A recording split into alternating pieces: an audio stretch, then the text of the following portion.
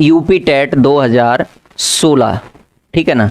मैं आपको बताना चाहूँगा कि आज आपके जो प्रश्न रहने वाले हैं वो यूपी टेट 2016, ठीक है ना।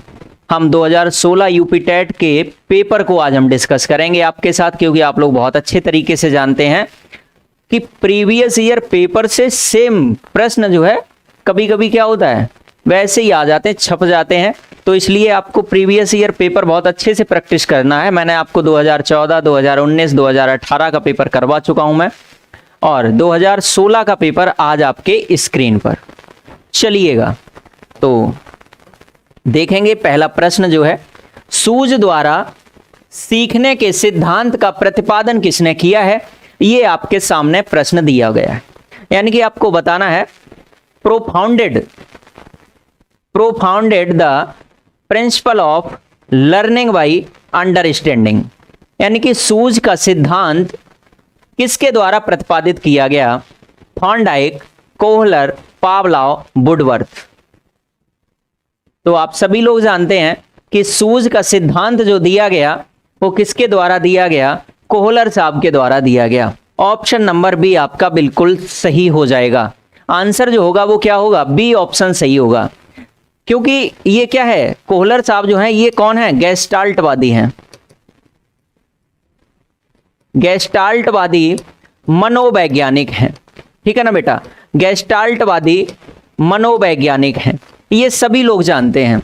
और इन्होंने क्या कहा है कि व्यक्ति के सामने जब कोई समस्या होती है तो वो क्या करता है, उसका ऑब्जर्वेशन करता है, अवलोकन करता है। और जब वो उस चीज का अवलोकन करता है तो क्या करेगा, अलग अलग तरीके से अवलोकन करेगा, ठीक है ना। कई एक तरीके से अवलोकन करेगा और अचानक से क्या होगा, सूझ उत्पन्न हो जाएगी। और सूझ जैसे ही उत्पन्न होगी वैसे ही वो समस्या समाधान जो है कर पाएगा। इन्होंने कहा है कि कोई भी व्यक्ति जो है अभ्यास करके नहीं सीखता। इन्होंने क्या कहा है कि कोई भी व्यक्ति अभ्यास करके नहीं सीखेगा, प्रत्येक व्यक्ति कैसे सीखता है, सूझ द्वारा सीखता है। यानी कि अचानक क्या है, अचानक उसके अंदर दिमाग में सूझ उत्पन्न होगी और वो उस काम को अंतिम यानी कि रिजल्ट तक पहुंचा देगा, ठीक है ना। इन्होंने जो अधिगम का माध्यम बताया है वो क्या बताया है कि अभ्यास के द्वारा नहीं होगा, अचानक होगा, सूझ द्वारा होगा। चलिए बेटा, बिल्कुल शशि शर्मा जी, साक्षी शर्मा, हाँ बेटा, आज आपकी पीडीएफ में बिल्कुल आंसर दिए गए हैं, आप बिल्कुल परेशान मत होइएगा। मैंने आपके इस पीडीएफ के आंसर आपको लगाए हुए हैं। लास्ट में जब आपको पीडीएफ मिलेगी व्हाट्सएप पे, वो सॉरी आपके चैनल पे, तो आपको क्या होगा, तो आपको वहां पे सारे आंसर मिल जाएंगे, ठीक है ना। एप्लीकेशन पे आज की पीडीएफ जब आप प्राप्त करोगे तो वहां पे आपके सभी के सभी आंसर मिल जाएंगे। चलिएगा अगला प्रश्न देखेंगे कि अगला प्रश्न क्या रहने वाला है। कार्य को आरंभ करने कॉमा जारी रखने और नियमित करने की प्रक्रिया क्या कहलाएगी, बताना है आपको। Is the process of initiating, continuing and regulating, यानी कि रेगुलरिटी से आप किसी कार्य को कर रहे हैं, ठीक है ना। आरंभ करने, जारी रखने, नियमित, बताइए क्या प्रक्रिया होगी बेटा। प्रेरणा होगी, संवेदना होगी, सीखना होगा, प्रत्यक्षीकरण होगा, बताइए। सबसे पहले आप लोग बताएंगे कि ये कौन सी प्रक्रिया होगी। सभी लोग जानते हैं कि किसी कार्य को आरंभ करने के लिए हमें क्या चाहिए, मोटिवेशन चाहिए। अगर हम उसको जारी रखना चाहते हैं तो हमारे अंदर मोटिवेशन जो है कैसा रहना चाहिए, विद्यमान रहना चाहिए, ठीक है ना। और अगर हम उसको नियमित रखना चाहते हैं तो हमें अगर मोटिवेशन खत्म हो जाएगा, पुनर्बलन अगर हमारा नकारात्मक हो जाएगा तो हम उस काम को नियमित नहीं कर पाएंगे, हमें उस काम को ब्रेक करना पड़ेगा। जैसे मैं कहानी के तौर पे अगर आपको समझाऊं बेटा, कि अगर आप कोई सब्जेक्ट पढ़ रहे हैं और आपको अगर लगातार प्रश्न नहीं आ रहे हैं तो आप नेगेटिव पुनर्बलन जब आपको मिलने लगेगा तो आपका वो काम कैसा होगा, ब्रेक हो जाएगा, जारी नहीं रह पाएगा। यानी कि आपको सबसे पहले क्या चाहिए, प्रेरणा चाहिए। उस काम को करने के लिए आपको मोटिवेशन जरूर चाहिए, ठीक है ना। और मोटिवेशन से आप जो है आगे बढ़ते रहेंगे। यानी कि गुड महोदय ने क्या कहा है, गुड महोदय का इसमें एक स्टेटमेंट है कि शिक्षा जो है, शिक्षा जीवन पर्यंत जीवन पर्यंत चलने वाली प्रक्रिया है। ठीक है ना, ये किसकी परिभाषा है? गुड महोदय की है। इन्होंने कहा है कि शिक्षा जीवन पर्यंत चलने वाली प्रक्रिया है। लेकिन ये शिक्षा चलेगी कब? ये शिक्षा जब चलेगी जब आपको पीछे से पुनर्बलन जो है कैसा मिलेगा? सकारात्मक। ठीक है ना, हाँ बिल्कुल, यानी कि प्रत्येक क्रिया को पीछे से एक बल कार्य करता है और वो बल हमेशा कैसा होना चाहिए? सकारात्मक होना चाहिए। चलेंगे अगले प्रश्न की ओर। अगला प्रश्न देखेंगे कि क्या रहेगा। देखिए, विस्मृति कम करने का उपाय क्या है? बताइए, विस्मृति को कम करने का उपाय क्या रहेगा? सीखने में कमी, सीखने की त्रुटिपूर्ण, पाठ की पुनरावृत्ति, स्मरण करने का कम ध्यान देना। बताइए।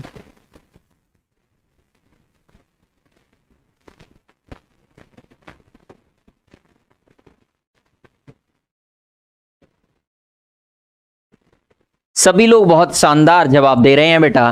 पाठ की पुनरावृत्ति क्या हो जाएगा? पाठ की पुनरावृत्ति क्या है कि जैसे आप जो है किसी भी चीज को परमानेंट याद नहीं रख सकते, आप किसी भी चीज को क्या कर रहे हैं? भूल जा रहे हैं। लेकिन जब आपके सामने किसी चीज को दोहराया जाए, जब आपके सामने किसी चीज को क्या हो बेटा? दोहराया जाए। जब आपके सामने किसी चीज को दोहराया जाए तो आप क्या करेंगे? उसको फिर आपको क्या होगा? वो चीज याद आ जाएगी। फिर क्या होगा? यानी कि जब आप जो है सभी चीजें याद नहीं रख सकते, हमेशा आप हर चीज को याद नहीं रख पाओगे, लेकिन जब आपके सामने किसी चीज को दोहराया जाएगा तो आपको वो चीज तुरंत याद आ जाएगी। और जब वो याद आएगी, आपसे जैसे कोई सवाल पूछा और वो प्रश्न आपसे गलत हो गया क्योंकि आपको याद नहीं आ रहा था, लेकिन टीचर ने पनिशमेंट दिया और आपने क्या कर दिया? उसको फिर टीचर ने आपको बता दिया। शायद है कि वो प्रश्न आप कभी नहीं भूल सकते। शायद है कि आपको कोई प्रश्न जब पूछा गया हो और आपको टीचर ने उसके बदले पनिशमेंट दिया हो, और वो प्रश्न हो सकता है आपको आज भी याद होगा। ठीक है ना? हाँ बेटा पूछो, क्या बात पूछनी है, लेकिन ये सारी बातें जो है ना आप बाद में पूछिएगा, जब क्लास खत्म होगी तब मैं आपके सारे बातों के आंसर कर दूंगा। ठीक है ना? पाठ की पुनरावृत्ति, ऑप्शन नंबर सी आपका बिल्कुल सही हो जाएगा। अगला प्रश्न देखेंगे, क्रोध व भय प्रकार है, यानी कि यहां पे आपको बताना है, यहां पे पूछा गया है क्रोध और भय जो है वो क्या है? संवेग है या मूल प्रवृत्ति है? ये पूछा गया है। अभिप्रेरणा है, संवेग है, परिपक्वता है, मूल प्रवृत्ति है। तो हमने पहले ही आपको आंसर कर दिया इसका, तो सॉरी। क्रोध और भय जो है वो क्या है बेटा? संवेग है। क्या है? संवेग है। क्या है? संवेग है, इमोशन है। ठीक है ना? इमोशन है। क्या है? इमोशन है। और इमोशन जो है कैसा वर्ड है? इंग्लिश वर्ड है। अंग्रेजी भाषा का शब्द है क्या? इमोशन। इमोशन जो है वो कैसा है? इमोशन जो है एक इंग्लिश वर्ड है, अंग्रेजी शब्द है। और ये क्या होता है? इमोशन मानसिक क्रिया होती है बेटा। क्या होता है? मानसिक क्रिया होती है। ठीक है ना? मानसिक क्रिया जो है वो ही क्या कहलाती है? संवेग कहलाती है, इमोशन कहलाती है। ठीक है ना? यानी कि आपसे बात करें, प्रेम, खुशी, घृणा, भय, ये सब यहाँ पे भय दिया है, क्रोध दिया है। ठीक है ना? अगर हम बात करें घृणा, ठीक है ना, अगर हम बात करें आपसे खुशी, ठीक है ना, तो सब ये क्या है? ये सब संवेग हैं। ठीक है ना? ये सब क्या है? संवेग हैं। चलिए अगला प्रश्न देखेंगे, दूसरे व्यक्ति के बाह्य व्यवहार की नकल करना क्या कहलाएगा? बताइए। यानी कि किसी व्यक्ति के बाहरी व्यवहार को आप नकल कर रहे हैं तो वो क्या कहलाएगा? ये आपको बताना है बेटा। सीखना कहलाएगा, अनुकरण कहलाएगा, कल्पना कहलाएगा या फिर चिंतन कहलाएगा? बता दीजिए फटाफट से कि इस प्रश्न का आंसर क्या रहने वाला है। बताइएगा। दूसरे व्यक्ति के बाह्य व्यवहार की नकल करना क्या कहलाएगा? आप अगर किसी के व्यवहार को नकल कर रहे हैं, यानी कि आपके सामने सचिन तेंदुलकर साहब खेल रहे हैं और आप उनको अपना मॉडल मान करके सीख रहे हैं, तो आप उनका क्या कर रहे हैं बेटा? अनुकरण कर रहे हैं।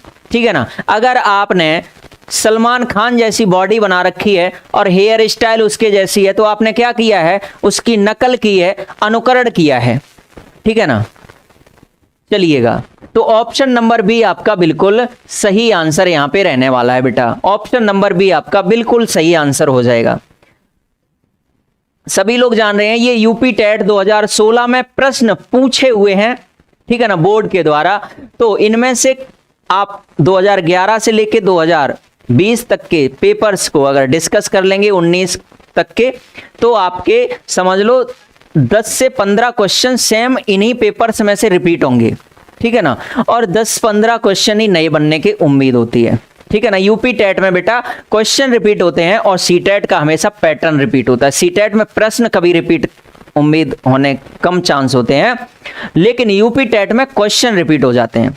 चलिए, यदि पूर्व ज्ञान व अनुभव नए प्रकार के सीखने में सहायता करते हैं तो उसे आप क्या कहेंगे। यानी कि अगर पूर्व का ज्ञान है किसी को और उसका अनुभव है, तो आपको बताना है कि नया ज्ञान सीखने में सहायता करते हैं, उसको क्या कहेंगे। नकारात्मक प्रशिक्षण स्थानांतरण, सकारात्मक प्रशिक्षण स्थानांतरण, प्रशिक्षण स्थानांतरण, या फिर सीखना। यानी कि यहां पे कहा गया है पूर्व ज्ञान। पूर्व ज्ञान का मतलब यह है कि आपने बचपन में सीखा था 2 और 2 4 होते हैं, 2 and 2 make 4, ठीक है ना। अब आपसे कहें हम 20 और 20 बताओ कितने होंगे, 20 और 20 कितने होंगे, तो आप अगर 40 बताओगे ना, तो आपके सामने सबसे पहला जो दिमाग में आया वो आपने 2 और 2 यानी कि पूर्व ज्ञान ले रखा है। अनुभव, अनुभव यानी कि आपका अगर पहले अनुभव रहा है किसी काम में, तो आप अगले नए काम को करने में वो अनुभव को आप अच्छा कर पाएंगे, यानी कि वो आपके काम आएगा। किसमें, सकारात्मक होगा। और वो अनुभव अगर नेगेटिव हो रहा है, वो अनुभव अगर आपके साथ नेगेटिव हो रहा है तो नकारात्मक हो जाएगा। लेकिन यहां पे क्या है, सकारात्मक है, क्योंकि नए ज्ञान में सीखने में वो सहायता कर रहा है, बाधा नहीं हो रहा है। तो ऑप्शन नंबर बी आपका बिल्कुल सही आंसर यहां पे रहने वाला है कि सकारात्मक प्रशिक्षण स्थानांतरण। चलेंगे अगले प्रश्न की ओर, देखेंगे कि क्या रहेगा अगला प्रश्न। सीखी हुई बात को स्मरण रखने या पुनः स्मरण करने की असफलता को क्या कहेंगे, बताइएगा। बेटा भाई सभी लोग जो है ना, देखिए 284 लोग लाइव हैं, लेकिन लाइक्स की संख्या जो है 154 है। आप बताओ क्या मैं आपके साथ कुछ गलत कर रहा हूं कि आप जो है अपना प्यार और सहयोग इतना जो है धीरे कर रहे हैं। सभी लोग फटाफट से क्लास को लाइक कर दीजिए, सभी के सभी लोग अटेंडेंस लगाएंगे लाइक करके, और शेयर भी करेंगे, संख्या को इंक्रीज करेंगे। हाँ बेटा साक्षी, मैंने मैराथन करवाई थी, उसकी पीडीएफ मैं आपको आज डलवा दूंगा, ठीक है ना, एप्लीकेशन पे। हाँ बेटा बिल्कुल आपको मैं पीडीएफ प्रोवाइड करवा दूंगा, बिल्कुल टेंशन नहीं लेनी है। बताओ, सीखी हुई बात को स्मरण रखने या पुनः स्मरण करने की असफलता को क्या कहेंगे, बताइए। कल्पना, स्मृति, विस्मृति, ध्यान। आप सभी लोग जानते हैं कि असफल प्रक्रिया, आप सभी लोग जानते हैं बेटा, असफल प्रक्रिया क्या कहलाएगी, विस्मृति कहलाएगी। असफल प्रक्रिया ही क्या कहलाएगी, विस्मृति कहलाएगी। तो आपका आंसर जो होगा वो ऑप्शन नंबर सी एकदम सही हो जाएगा। असफल प्रक्रिया ही विस्मृति कहलाएगी, ठीक है ना, असफल प्रक्रिया ही विस्मृति कहलाएगी।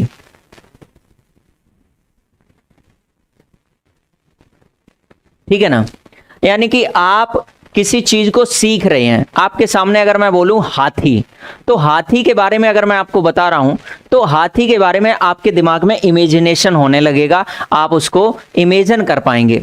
लेकिन आप अगर किसी चीज को भूल रहे हैं, ठीक है ना, सीखी हुई बात को स्मरण रखने या पुनः स्मरण करने में असफलता, ठीक है ना, यहां पे कहा है, तो आप पुरानी चीज को अगर भूल रहे हैं तो यहां पे क्या हो रहा है, असफलता हो रही है, असफल प्रक्रिया हो रही है। इसी को क्या कहेंगे, विस्मृति कहेंगे।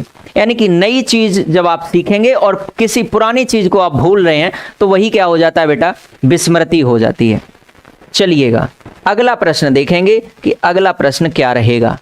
टर्मन के अनुसार 90 से 100 बुद्धि लब्धि का बालक माना जाता है। बताइए मंद बुद्धि, सामान्य बुद्धि, श्रेष्ठ बुद्धि, क्षीण बुद्धि? बताइए।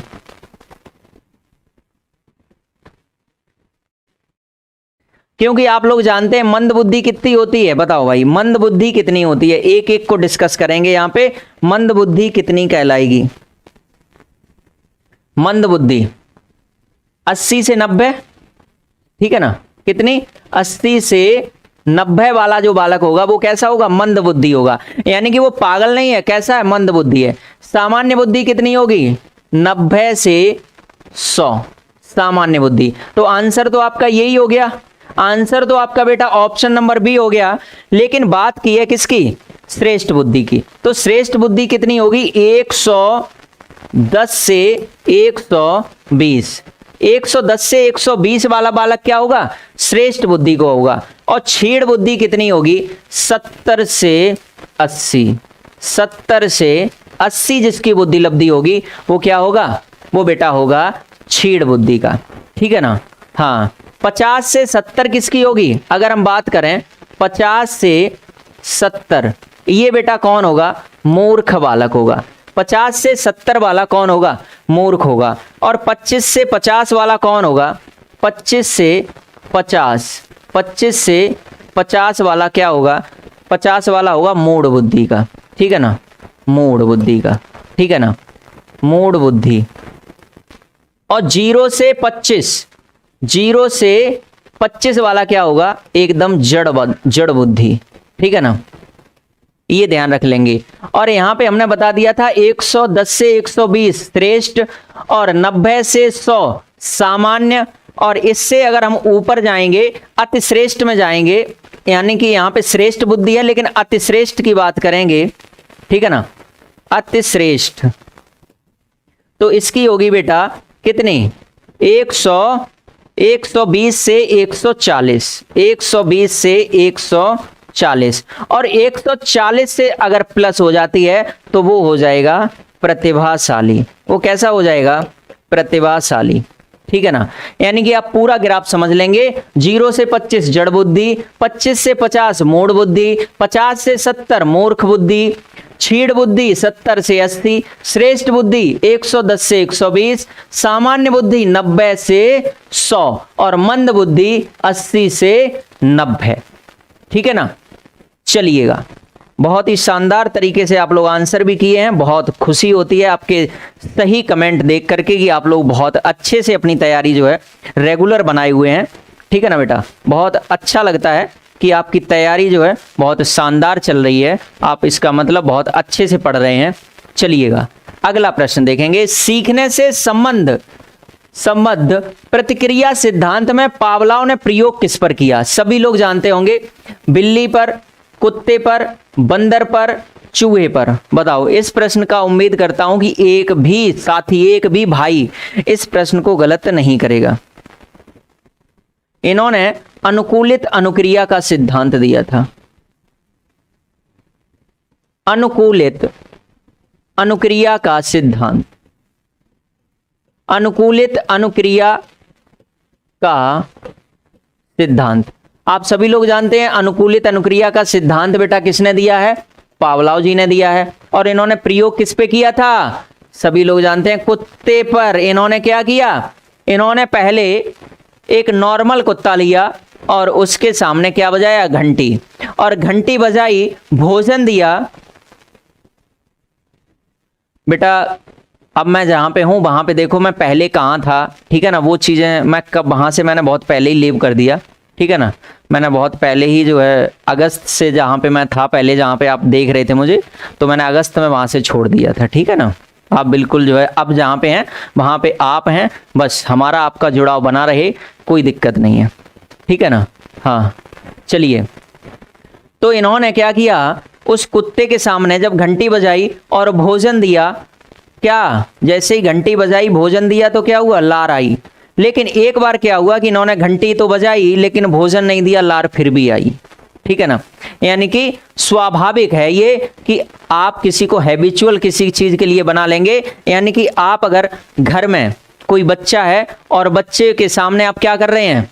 बच्चे के सामने आप अगर उसको मतलब चॉकलेट दे रहे हैं और वो चॉकलेट के लिए क्या कर रहा है, आप उससे कह रहे हैं बेटा 1 गिलास पानी लेके आओ चॉकलेट दूंगा, ठीक है ना, और आप उसको रोज यही कर रहे हैं कि वो जैसे ही आप पानी मंगाते हैं तो उसकी आदत पड़ गई कि चॉकलेट मिलने वाली है, लेकिन एक दिन आपने क्या किया कि उससे बोला पानी ले आओ और उसको चॉकलेट नहीं दी, लेकिन पानी वो बेटा ले आएगा क्योंकि उसको पता है कि चॉकलेट मिलेगी, लेकिन आपने तो सडनली, उसको नहीं पता था कि आप उसके साथ चालाकी करेंगे, तो वही किया किसने, पावलोव साहब ने, ठीक है ना। चलिए अगला प्रश्न देखेंगे कि अगला प्रश्न क्या रहेगा।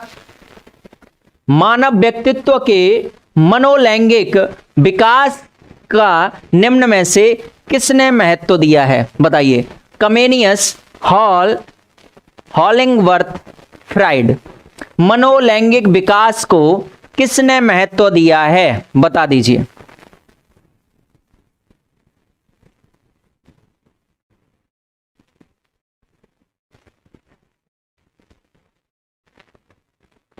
फटाफट से आंसर करें सभी लोग कि इस प्रश्न का क्या आंसर रहने वाला है। मनोलैंगिक विकास का जो है किसने इस पे सबसे ज्यादा ध्यान दिया है, किसने इसको महत्व दिया है, तो ऑप्शन नंबर डी आपका बिल्कुल सही हो जाएगा। ऑप्शन नंबर डी आपका बिल्कुल सही हो जाएगा। मनोलैंगिक विकास में ही इन्होंने बात की है किसकी, सुप्ता अवस्था की, ठीक है ना। किसकी बात की है, सुप्ता अवस्था की, ठीक है ना, किसकी की है, सुप्ता अवस्था की। और इसका कार्यकाल बताया है 6 वर्ष से किशोरावस्था तक, 6 वर्ष से किशोरावस्था यानी कि यौवन तक, ठीक है ना, यौवन तक, 6 वर्ष से किशोरावस्था तक या यौवन तक, ठीक है। चलो कोई बात नहीं, आरोही बेटा आप भूल गए थे, कोई दिक्कत नहीं है, फटाफट से आप जुड़ जाइए। मनोविज्ञान की प्रथम प्रयोगशाला को किसने स्थापित किया था, बताइए। मनोविज्ञान की प्रथम प्रयोगशाला W Wundt, Sigmund Freud, Pavlov, Watson महोदय, बताइएगा कि मनोविज्ञान की प्रथम प्रयोगशाला किसके द्वारा स्थापित की गई थी। सभी लोग आंसर बहुत सही कर रहे हैं कि देखिए सबको पता है 1879 में, ठीक है ना, 1879 ये तो हो गई ईयर, कहां पे, लिपजिंग शहर में, ठीक है ना बेटा, कहां पे, लिपजिंग शहर में, ठीक है ना, लिपजिंग शहर में या लिपजिंग विश्वविद्यालय, ठीक है ना, इसी को लिपजिंग यूनिवर्सिटी थी, लिपजिंग विश्वविद्यालय, ठीक है ना। और इन्हीं को ही कहा जाता है प्रयोगात्मक मनोविज्ञान का जनक, ठीक है ना। वुंट साहब को क्या कहा जाता है, प्रयोगात्मक मनोविज्ञान का जनक बेटा किसे कहा जाता है, प्रयोगात्मक मनोविज्ञान का जनक आपसे पूछ ले तो भी विलियम वुंट को कहा जाता है। मनोविज्ञान की प्रथम प्रयोगशाला इन्होंने लिपजिंग शहर में, लिपजिंग विश्वविद्यालय में 1879 में ओपन की थी, ठीक है ना, या स्थापित की थी। चलिएगा अगले प्रश्न की ओर। गेस्टाल्ट मनोवैज्ञानिक की आधारशिला किसने रखी, यानी कि गेस्टाल्टवाद को जन्म किसने दिया, ये आंसर आपको करना है ना। बताइएगा फटाफट से कि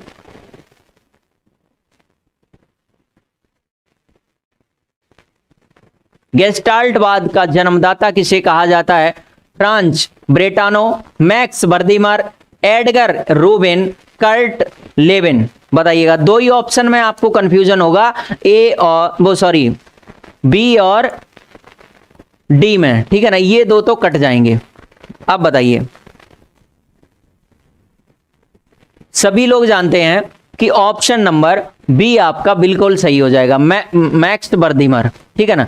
मैक्स वर्दीमर साहब को क्या कहा जाता है, गेस्टाल्टवादी कहा जाता है, ठीक है ना, क्या कहा जाता है, गेस्टाल्टवादी कहा जाता है या गेस्टाल्टवाद का जनक कहा जाता है।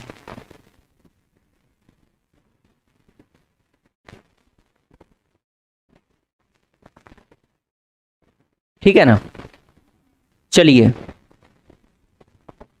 हाँ बेटा 2016 का पेपर आपके हिसाब से हल हुआ था, लेकिन ध्यान रखना है पेपर सरल ही होता है हमेशा। आपने अगर पढ़ रखा है ना तो आपके लिए हलवाई जैसा होता है पेपर। अगर आपने पढ़ा नहीं है तब वहां पे तारे नजर आते हैं दिन में, ठीक है ना। 10 बजे पेपर होगा और 10 बजे आपको तारे नजर आएंगे। चलिए देखिए, संघनन सिद्धांत निम्न में से किससे संबंधित है, ये बताओ। संघनन सिद्धांत निम्न में से किससे संबंधित है, बताइए। अधिगम से है, अभिप्रेरणा से है, स्मृति से है, बताओ, या सृजनात्मकता से है। प्रश्न नंबर 13।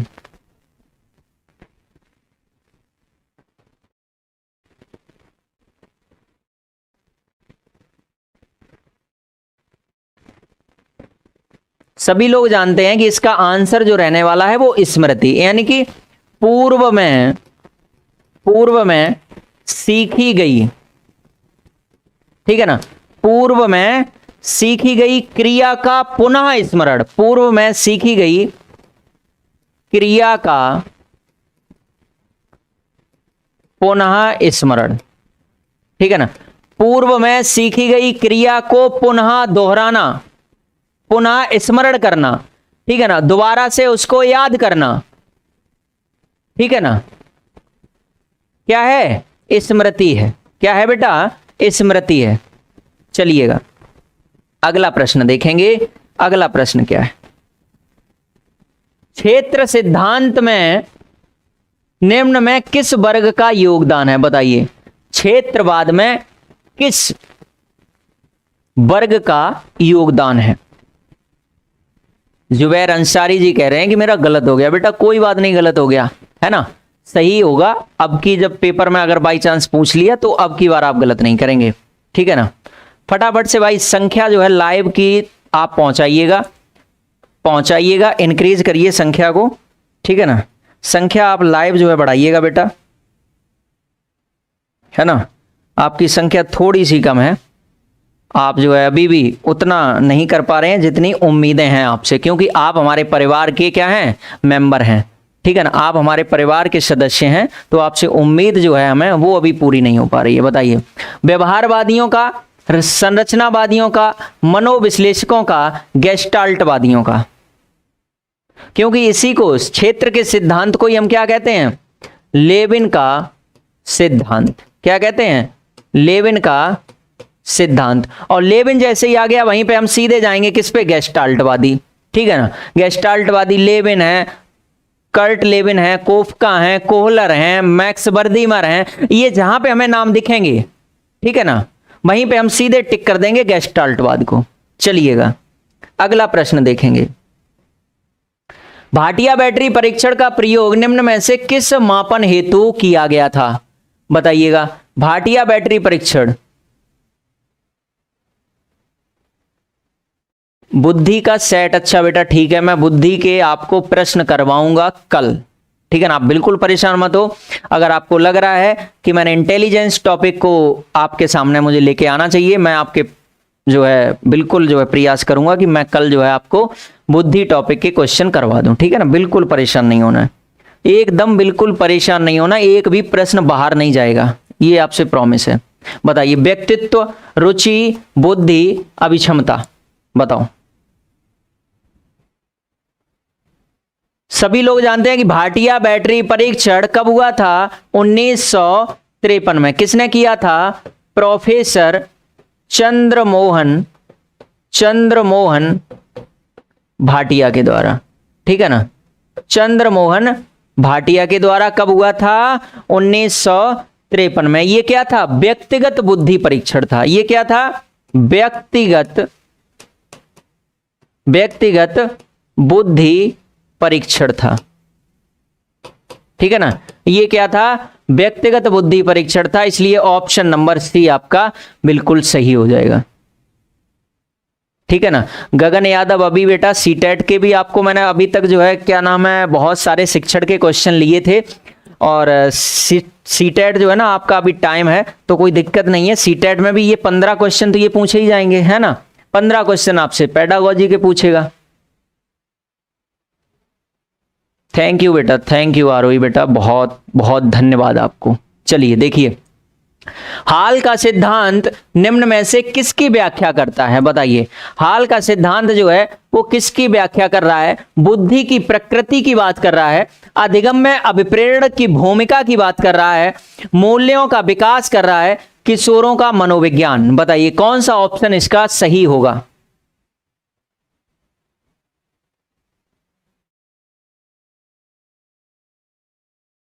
आप सभी लोग जानते हैं क्रांतिकारी अवस्था किसको कहा जाता है? क्रांतिकारी अवस्था जो है बेटा वो कब शुरू होती है?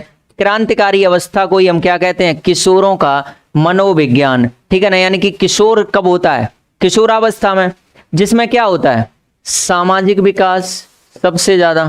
ठीक है ना, क्या होता है? सामाजिक विकास। ठीक है ना, मानसिक विकास। ठीक है ना, मानसिक विकास। इसी में क्या होता है? नैतिक विकास। ठीक है ना, इसी में क्या होगा? नैतिक विकास, सामाजिक विकास और मानसिक विकास सबसे ज्यादा इन्हीं का, यानी कि व्यक्तिगत व सामाजिक दोनों तरीके से आप अध्ययन जो बच्चे का करोगे वो कब करोगे? किशोरावस्था में। और किशोरावस्था जो है क्रांतिकारी अवस्था होती है। और ऑप्शन नंबर आपका सही होगा डी, किशोरों का मनोविज्ञान। ठीक है ना, यानी कि आप व्यक्तिगत और सामाजिक अध्ययन कब करेंगे बच्चे का? किशोरावस्था में। ठीक है ना, जिसकी आयु अगर बात करें बेटा, जिसकी हम एज की बात करें तो कितनी होगी? 12 से 21 वर्ष। कितनी होगी? 12 से 21 वर्ष। चलिए अगला प्रश्न देखेंगे। व्यावहारिक क्षमताओं में वह सापेक्ष स्थायी परिवर्तन है जो कि प्रबलित अभ्यास का परिणाम होता है, उसे क्या कहेंगे? अधिगम कहेंगे, अभिप्रेरणा कहेंगे, अभिवृत्ति कहेंगे, अभिक्षमता कहेंगे? बताइएगा।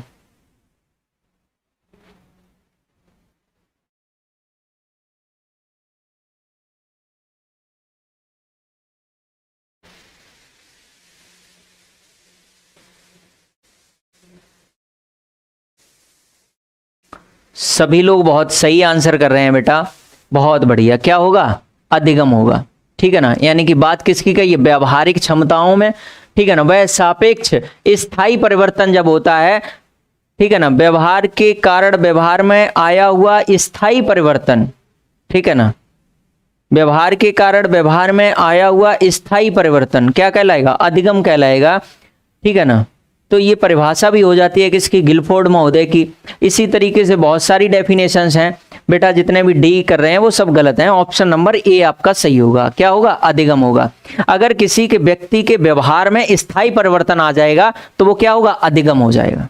ठीक है ना, स्थायी परिवर्तन को ही हम क्या कहते हैं? अधिगम कहते हैं। चलिए बहुत सरल प्रश्न है, अगला देखेंगे। संज्ञान किस बुद्धि के सिद्धांत का हिस्सा है? बताइएगा, बताइएगा, फटाफट से आंसर कर दीजिएगा। संज्ञान किस बुद्धि के सिद्धांत का हिस्सा है? प्रतिदर्श सिद्धांत का, समूह कारक सिद्धांत का, गिलफोर्ड के सिद्धांत का, फ्लूइड तथा क्रिस्टलाइज्ड सिद्धांत का? बताइए।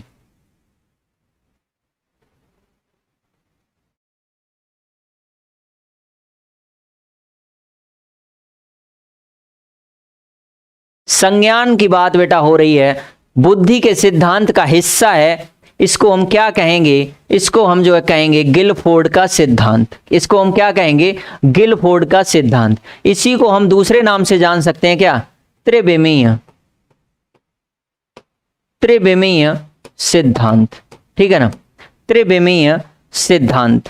ठीक है ना, त्रिविमीय सिद्धांत। किसको? गिलफोर्ड के सिद्धांत को हम क्या कहेंगे? त्रिविमीय सिद्धांत कह सकते हैं। सभी लोग समझ लेंगे कि त्रिविमीय सिद्धांत इसको हम क्यों कहेंगे, क्योंकि संरचना जो है किसी के सिद्धांत की अगर होगी तो उसमें सिद्धांत जो है कैसा होगा? त्रिविमीय होगा। और गिलफोर्ड के अनुसार जो है बुद्धि कितने भागों में डिवाइड होगी? गिलफोर्ड के अनुसार बेटा बुद्धि 3 भागों में डिवाइड होगी। कितने भागों में? 3 भागों में। ठीक है ना, कितने भागों में? 3 भागों में। ठीक है ना, कितने भागों में? 3 भागों में। क्या? संक्रिया, विषय वस्तु लिख देंगे हम यहां पे, संक्रिया विषय वस्तु और उत्पाद। ठीक है ना, गिलफोर्ड ने बुद्धि को 3 भागों में डिवाइड किया है, संक्रिया, विषय वस्तु, उत्पाद। ठीक है ना, चलिए अगला प्रश्न देखेंगे। अगला प्रश्न क्या रहेगा? 19वां प्रश्न है बेटा आपके स्क्रीन पर। 8 वर्ष के सुधीर की मानसिक आयु 10 वर्ष है, उसकी बुद्धि लब्धि कितनी होगी? 80, 100, 110, 125। बताओ। यानी कि यहां पे सूत्र लगेगा बेटा, IQ बराबर MA/CA इंटू 100। तो यहां पे मानसिक आयु बेटा कितनी दी हुई है? मानसिक आयु 10 वर्ष दी है। ठीक है ना, 10 वर्ष। CA वास्तविक आयु कितनी है? 8 वर्ष है। ठीक है ना, और मल्टीप्लाई हमें किस का करना है? 100 का करना है। तो हम सीधे सीधे इसको डिवाइड करेंगे। 4 से 4 दूना 8 और 4 दूनी 8 बचे 2 हो गए 10 और 4 पंजे 20 और 2 से काटेंगे 10 को 5 को और 5 का मल्टीप्लाई कर देंगे 25 में, तो बराबर आ जाएगा 125। मेरा गणित कमजोर है लेकिन इतना भी नहीं कि जो आंसर ना आए। ठीक है तो 125 जो है ऑप्शन देखेंगे, ऑप्शन नंबर डी आपका बिल्कुल सही हो जाएगा। ठीक है ना बेटा, यहां पे हमेशा ध्यान रखना इस तरीके का, अगर आपको कोई भी प्रश्न मिले पेपर में तो आप क्या करेंगे? आप देखेंगे उसकी वास्तविक आयु यहां 8 की जगह 15 हो, 20 हो, 50 हो, और यहां पे मानसिक आयु देखेंगे कितनी भी हो, 10 की जगह 20 हो, 50 हो, और उसकी बुद्धि लब्धि अगर निकलवानी है तो आप बस फॉर्मूला याद रख लेना, IQ बराबर MA/CA, यानी कि बुद्धि लब्धि बराबर मानसिक आयु बटे वास्तविक आयु गुणा 100, और वैल्यू को पुट करके मल्टीप्लाई 100 का करके उसको आप डिवाइड करेंगे, उसकी क्या निकल के आ जाएगी? बुद्धि लब्धि निकल के आ जाएगी। ठीक है ना, चलिएगा अगला प्रश्न देखेंगे। अगला प्रश्न 20 नंबर का है। संवेग का कौन सा सिद्धांत इस विचार को मानता है कि संवेगात्मक अनुभव संवेगात्मक व्यवहार पर आधारित है? जेम्स लैंग सिद्धांत, हाइपोथैलेमिक सिद्धांत, सक्रियता सिद्धांत, अभिप्रेरण सिद्धांत। बताइएगा फटाफट से, सभी लोग आंसर करें कि इस प्रश्न का आंसर जो है वो क्या रहने वाला है। फटाफट से सभी लोग जो है कमेंट करके बताएं कि इस प्रश्न का आंसर जो है वो क्या रहेगा।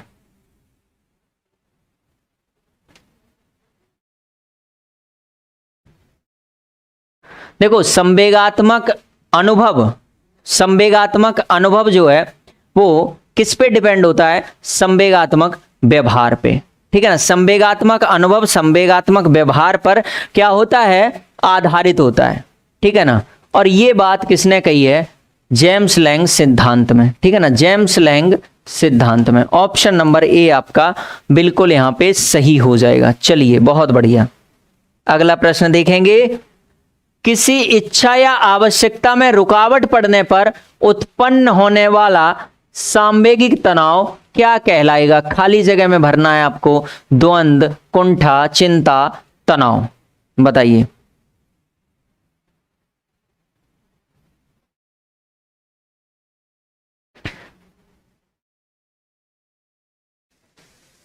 आपको बताऊं, किसी इच्छा की रुकावट। ठीक है ना, आप किसी चीज की इच्छा कर रहे हैं और उसमें क्या आ गया? रुकावट आ गई, तो उसके बीच में जो उत्पन्न होने वाला सांवेगिक तनाव, ठीक है ना, उसके बीच में जो आया क्या आपको? सांवेगिक तनाव। ठीक है ना, वही क्या कहलाएगा? सांवेगिक तनाव कहलाएगा बेटा। कुंठा, यानी कि आपने किसी चीज का क्या किया? इच्छा किया किसी चीज के लिए, और उसके बीच में क्या आ गई? रुकावट। और जैसे ही बेटा रुकावट आएगी तो आपके अंदर क्या होगा? सांवेगिक रूप से तनाव बन जाएगा, और जैसे ही तनाव बनेगा वैसे ही क्या होगा? हाँ, फ्रस्ट्रेशन। Very good. ठीक है ना, कुंठित। ठीक है ना, ऑप्शन नंबर बी आपका बिल्कुल सही हो जाएगा। ठीक है ना, चलिए कुंठा पैदा हो जाएगी। अगला प्रश्न देखेंगे। कोहलबर्ग का सिद्धांत निम्न में से किस विकास से संबंधित है? कोहलबर्ग का जो सिद्धांत है वो आपको बताना है किससे संबंधित है। भाषा विकास से, सामाजिक विकास से, नैतिक विकास से, शारीरिक विकास से? बताइएगा। कोहलबर्ग का सिद्धांत, देखो भाषा विकास नाम चॉम्स्की जी, सामाजिक विकास वाइगोत्स्की महोदय, ठीक है ना, और कोहलबर्ग का जो है वो क्या है, नैतिक विकास, और इसी को हम कहेंगे क्या, कोहलबर्ग का सिद्धांत, ठीक है ना।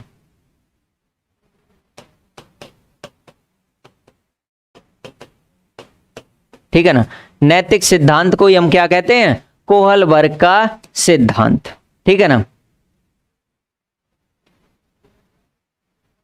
इन्होंने बेटा मनोवैज्ञानिक एक थे जिनका नाम था जी पैजेट, मनोवैज्ञानिक जी पैजेट, ठीक है ना। जी पैजेट के आधार पे इन्होंने क्या किया, जी पैजेट के विचारों को आधार लेकर 3 स्तरीय तथा 6 स्तरीय, कितनी, 3 स्तरीय तथा 6 स्तरीय, 3 स्तरीय तथा 6 स्तरीय नैतिक विकास का सिद्धांत को 2 भागों में क्या किया, प्रतिपादित किया, ठीक है ना, 6 स्तरीय तथा त्रिस्तरीय, ठीक है। चलिए ऑप्शन नंबर आपका सी बिल्कुल सही हो जाएगा, क्योंकि 6 स्तरीय तथा 3 स्तरीय अवस्थाओं में इन्होंने कहा है कि नैतिक विकास बच्चे का होता है। कितने में, 3 स्तरीय तथा 6 स्तरीय अवस्थाओं में बच्चे का विकास होता है, ठीक है। चलिए अभिक्रमायोजित अधिगम का प्रत्यय किसने दिया, बताइए।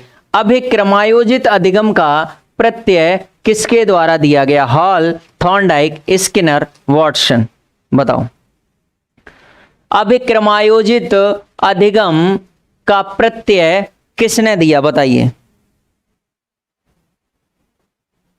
सभी लोग समझ रहे हैं कि इस प्रश्न का जो आंसर रहने वाला है वो स्किनर महोदय,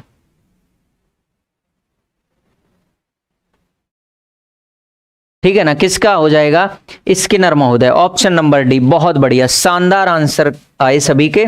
चलेंगे अगला प्रश्न देखेंगे। जब मानव शरीर के एक भाग को दिए गए प्रशिक्षण का अंतरण दूसरे भाग में हो जाता तो उसे क्या कहेंगे, बताइए। ऊर्ध्व अंतरण, क्षैतिज अंतरण, द्वैपार्श्विक अंतरण, उपयुक्त में से कोई नहीं, बता दीजिए।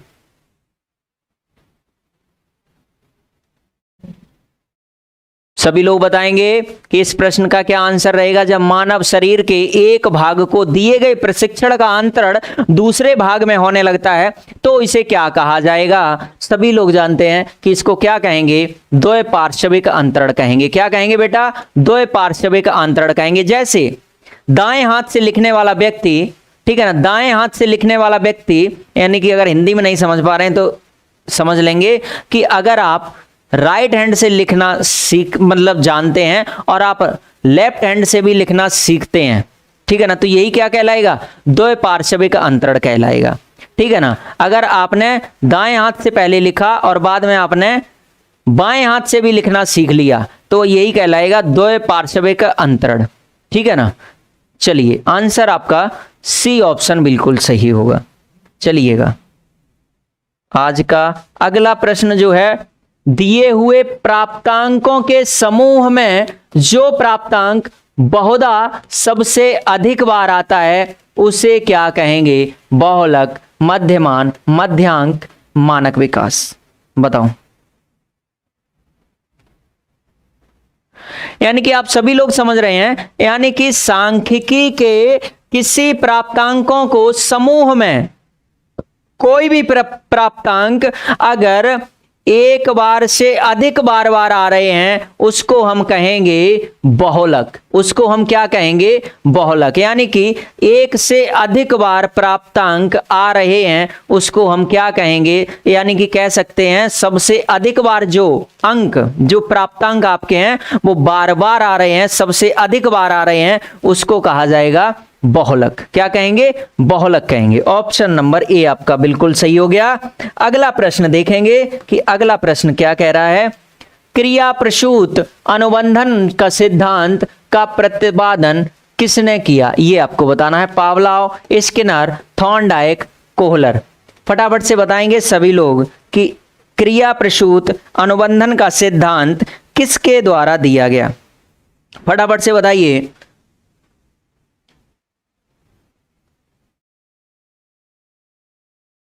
तो इसका जो आंसर रहने वाला है, सभी लोग जानते हैं कि ऑप्शन नंबर बी आपका बिल्कुल सही हो जाएगा।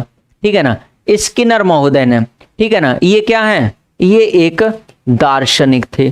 ठीक है ना, और ये कहाँ के थे, अमेरिका के, अमेरिकी मनोवैज्ञानिक थे। ठीक है ना, अमेरिकी मनोवैज्ञानिक, अमेरिकी मनोवैज्ञानिक थे। कौन बेटा, स्किनर साहब। और ये दार्शनिक भी थे, आविष्कारक भी थे। ठीक है ना, ये कौन थे, दार्शनिक भी थे, आविष्कारक भी थे और लेखक भी थे। ठीक है ना, ये कौन थे, लेखक, आविष्कारक, दार्शनिक, सामाजिक दार्शनिक कह सकते हैं। ठीक है ना, क्या, सामाजिक दार्शनिक। और इनका प्रयोग किस पे हुआ था, आप सभी लोग जानते हैं। इनका प्रयोग किस पे हुआ, सफेद चूहों पर, सफेद चूहा और कबूतर पर। ठीक है ना, और कबूतर पर इनका जो प्रयोग हुआ था वो सफेद चूहे और कबूतर पर हुआ था। ठीक है ना, चलिए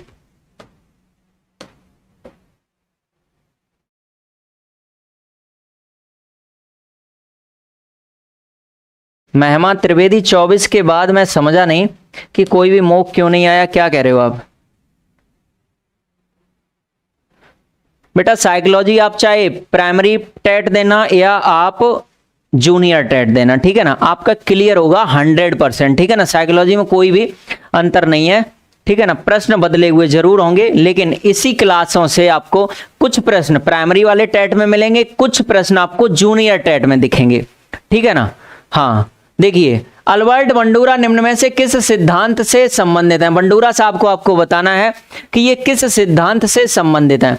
सामाजिक अधिगम सिद्धांत, व्यवहारात्मक सिद्धांत, विकास का संज्ञानात्मक सिद्धांत, विकास का मनोसामाजिक सिद्धांत। सभी लोग जानते हैं कि अल्बर्ट बंडूरा साहब जो हैं वो किससे संबंधित हैं, वो किससे संबंधित हैं, सामाजिक अधिगम सिद्धांत से। किससे बेटा, सामाजिक अधिगम सिद्धांत से। ठीक है ना, सामाजिक अधिगम सिद्धांत से। इन्होंने कहा है कि जब बालक कोई अधिगम करता है तो उसको समाज में दो तरीके का क्या दिया जाता है, दो तरीके का पुनर्बलन दिया जाता है। एक तो सकारात्मक, ठीक है ना, एक तो सकारात्मक और दूसरा नकारात्मक। ठीक है ना, एक तो सकारात्मक और दूसरा नकारात्मक। ठीक है ना, हाँ, यानी कि सकारात्मक और व्यवहारात्मक, नकारात्मक व्यवहार पर ही इन्होंने बल दिया, इसलिए इनको कहा गया सामाजिक अधिगम सिद्धांत का प्रतिपादक। ठीक है ना, चलिए अगला प्रश्न देखेंगे। मानसिक आयु का प्रत्यय किसने दिया बेटा, रिपीट हुआ है ये क्वेश्चन।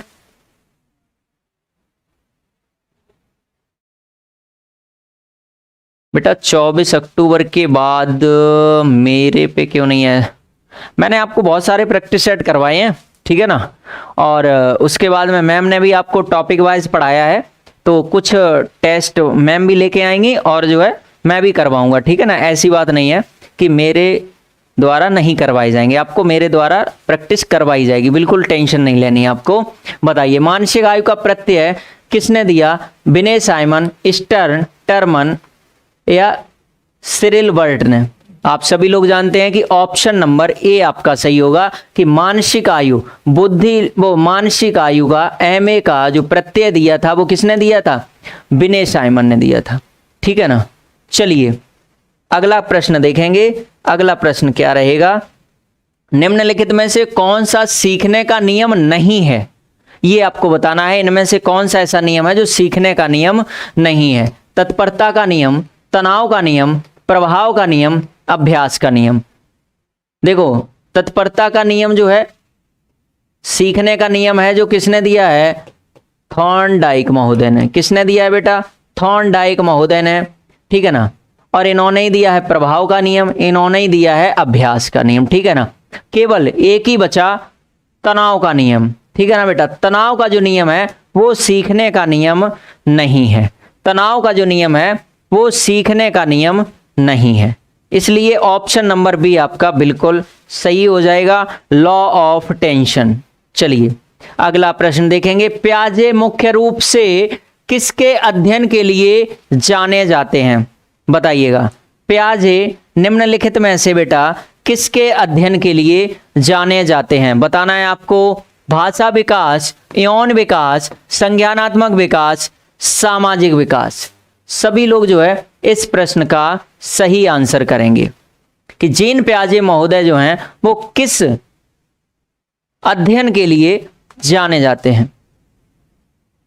फटाफट से कमेंट करेंगे सभी साथी कि देखो संज्ञानात्मक विकास जो है वो अगर कहीं पे भी दिख रहा है तो वहां पे आप तुरंत समझ जाएंगे कॉग्निटिव डेवलपमेंट की जहां पे भी बात की जाए बेटा, कॉग्निटिव डेवलपमेंट की जहां पे भी बात की जाए, ऑप्शन नंबर सी में जो दिया हुआ है संज्ञानात्मक विकास वो किससे रिलेटेड है, पियाजे जी से, ठीक है ना। ऑप्शन नंबर सी आपका बिल्कुल सही है। इन्होंने कहा है कि संज्ञानात्मक जो विकास होता है वो रचनात्मक मार्ग माना जाता है। क्या माना जाता है? रचनात्मक मार्ग माना जाता है, क्योंकि इन्होंने कहा है कि बच्चा स्वयं ही सब कुछ सीखता है।